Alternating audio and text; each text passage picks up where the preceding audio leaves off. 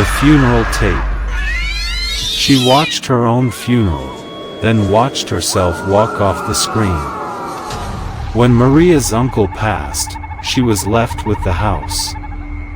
A dusty two-story in the countryside, filled with antiques, silence, and shadows that lingered too long.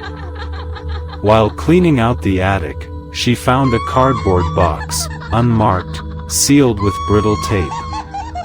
Inside, a single VHS cassette, with no label. No date. Just a smudge of something dark on its edge. Curiosity 1. She borrowed a neighbor's old VCR, plugged it into the static-covered TV in the living room, and hit play. The tape opened on a funeral. Bleak sky. Empty trees. People dressed in black. She thought it was some old home movie, until she saw herself. Standing next to the casket. Same coat. Same boots. Same hairstyle she wore that day. She laughed nervously. Weird coincidence, she muttered. But then the camera zoomed in. The casket opened. Her face. Lying motionless inside. Eyes closed. Hands folded over her chest. She pressed pause. Her hands trembled. "Okay," she whispered, "very funny, uncle. Some kind of art project." But the VCR wouldn't respond. The buttons clicked, but the tape kept rolling. On screen, she, the version of her in the video, opened her eyes. Then turned. Stared straight into the lens. And began walking toward the camera.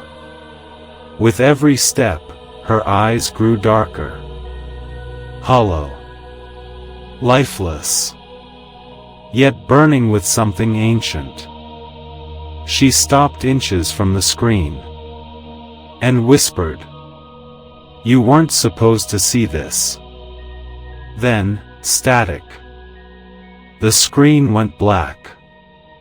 The tape ejected itself. That night, Maria barely slept.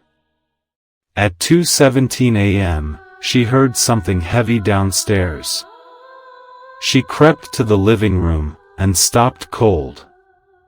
The casket from the video sat in the center of the room. Open. Empty. Waiting. She turned on every light, checked every door, every window. All locked. No footprints. No sign of anyone. Except for the tape, now sitting on top of the VCR again. Only now, it had a label. Written in jagged black ink. Final scene, not yet recorded. She threw the tape outside. Burned it in the fire pit. Watched it curl into ash. The next morning, it was back in the VCR. Playing by itself. Now, the footage was of her living room. Her couch. Her lamp. Her books. Live. It was recording her. She screamed. Yanked the power cord. Smashed the TV. But when she turned around, the screen behind the cracked glass still flickered. Still showed her. And worse, behind her, in the frame, was the casket. Moving. Each night, the footage updated. She'd check the tape. Watch as the camera angle shifted, closer to her bed. Closer to the shower. Closer to the door to her bedroom. She covered mirrors. Taped black cloths over every camera. Threw out her electronics. But the tape still played. Still changed. One night, she watched herself sleeping. And in the corner of the screen, the casket lid slowly creaked open. That was 2 days ago. Today, she can't leave the house. Every time she tries, the front door opens to darkness. The windows show only static. The TV turns on at exactly 12 a.m. No matter what. Tonight, the screen showed her again. But she wasn't alone. The version of her from the funeral, the one with hollow eyes, stood at the foot of the bed. She whispered again. Time to film the ending. Now, the real Maria is writing letters. Notes. Anything to warn whoever finds the tape next. But she knows what's coming.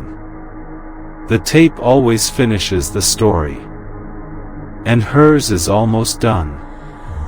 If you ever find an unlabeled VHS tape in an attic, don't watch it. Because if you do, it starts recording you. And once the final scene begins, it never stops until you're in the casket too.